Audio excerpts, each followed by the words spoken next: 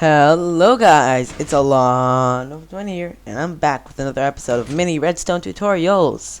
This is episode 3, and today we're going to be looking at timers. So let's get started with how to build. Okay, to build this is pretty simple. All you need is two hoppers facing each other. If you don't know how to place a hopper right on top of another hopper, you have to shift and right click. You can do that with any inventory that has a GUI. For example, let's just see a dropper. We have a dropper right here. If you just right click with a hopper, it'll open it. But if you shift right click, yeah, it places on it. You probably should have known that by now, if you've been actually building these things that I've been doing. So yeah. And now we're gonna be placing two comparators on each side, going into a block with a piece of redstone on top. And then on top of that, you see the redstone's hitbox.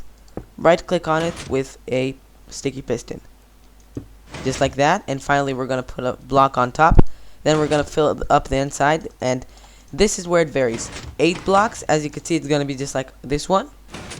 It goes just pretty fast, but if we put in, for example, that's 24 blocks, it takes much longer for each cycle. And the way you actually get a output out of this is just like this. You get a torch on, and now look.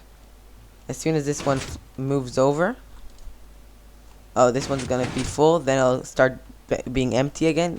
Yeah. And now look, as soon as this one gets empty, output for a split second. So yeah, and that's how to build. Okay, so how it works. Basically, we have 8 items. Let's go into this one. 8 items going back and forth. As soon as this hopper has all 8 items, this one turns off, which turns off this redstone, which makes this piston retract. And then as soon as it retracts, all the items go into this one, and then this one retracts. And it's just a cycle back and forth. And I know they both are powered most of the time, but that's only, but that doesn't matter, because the first piston that gets powered is the one that's going to be extended, so it works out. And yeah, the output is pretty simple. You can just, whenever this one turns off for a split second, it gets an output.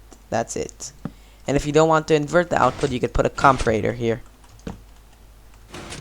And you can see now it's always on.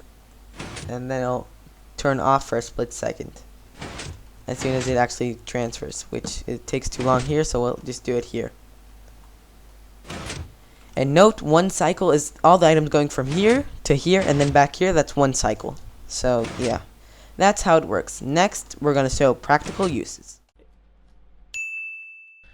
Okay, so for practical uses, as you can see right here, I have a timer. This is on a different world. This is my testing world. And this is the same timer, only instead of the redstone being up here and having the pistons on top, the pistons are on the side, which works as well. So yeah, you can build it like this too. And you can see the output is going to one of my melon farms. Right now, I believe I did disable it somehow. Oh, that's weird. Here, I'll just put some items in here. Okay, so yeah. Now you can see also the minecart picks them up and everything. Yeah, just to do some basic timed events is the primary use for this thing. Because if you just put on 5 stacks, it takes like only deploys once every 5 minutes.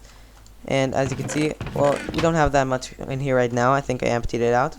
Here you can see another one that's exposed.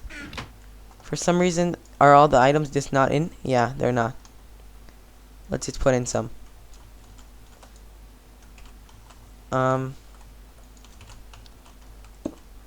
Is it me or is this like jammed?